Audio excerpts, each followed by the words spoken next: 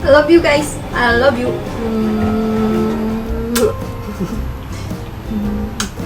Shout out to everyone. It's soup time! These are my ingredients: almond seeds, red dates, and sweet dates, and Asian pears, Fuji apples, and pork ribs. And then white fungus. It should be soaked for 1 hour, guys. So itong pot na to ay para sa soup, and itong maliit ay para pag-blanch ko ng pork bones. And then itong isa ay para sa pag-blanch ko ng apple and pears. So i-blanch ko muna yung pork bones or pork ribs for 5 minutes.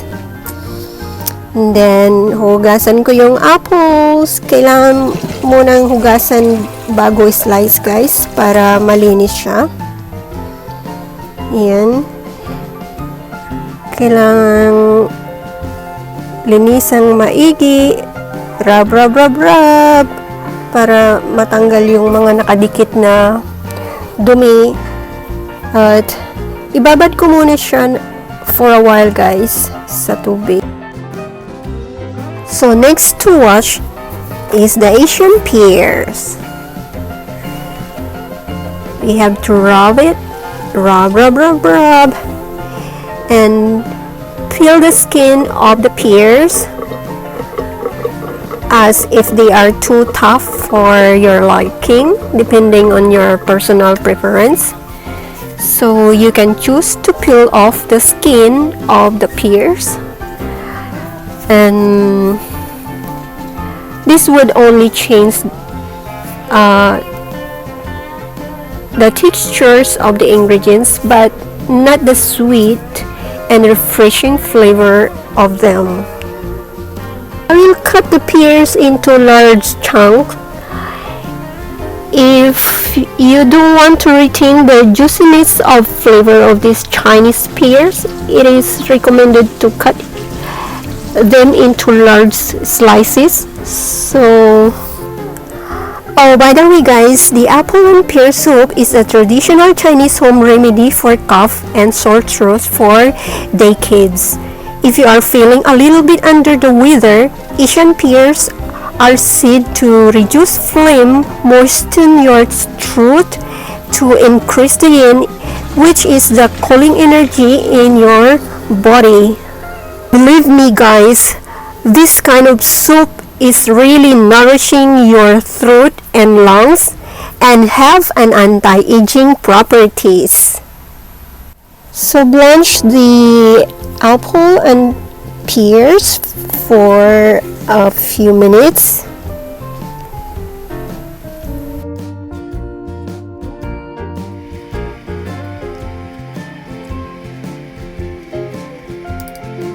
While blanching the apple and pears, I need to rinse the blanched pork bones.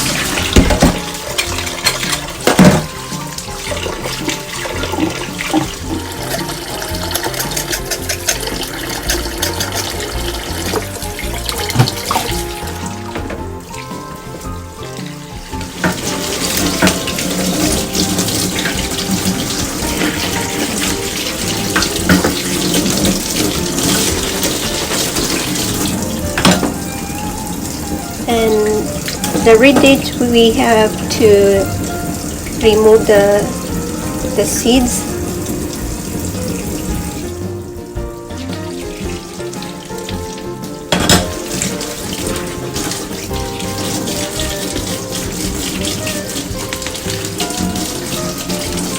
Next, this is white fungus. This is my soaked white fungus. You need to remove the hard part.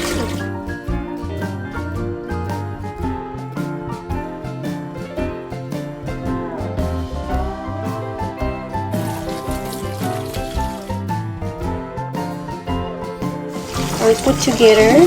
So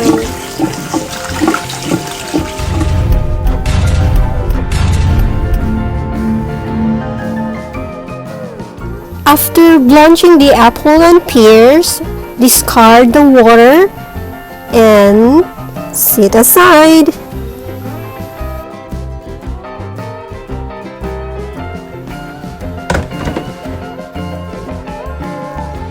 So in the boiling soup pot, we can add the pork ribs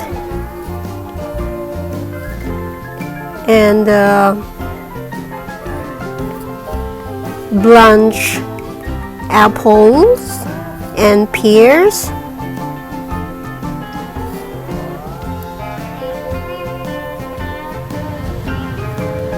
The white fungus, dried dates, honey dates, red dates, and almond seeds in the boiling water.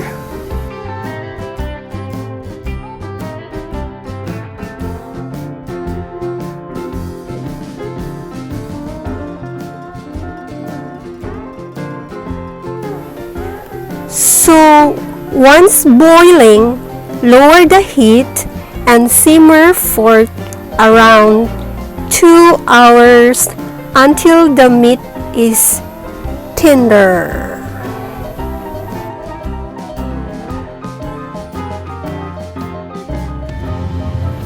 So watch the boil o'clock when simmering.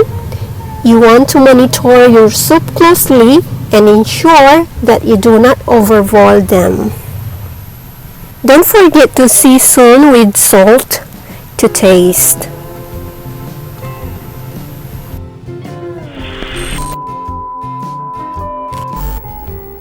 So turn off the heat and it is time to serve these mouth-watering nutrients.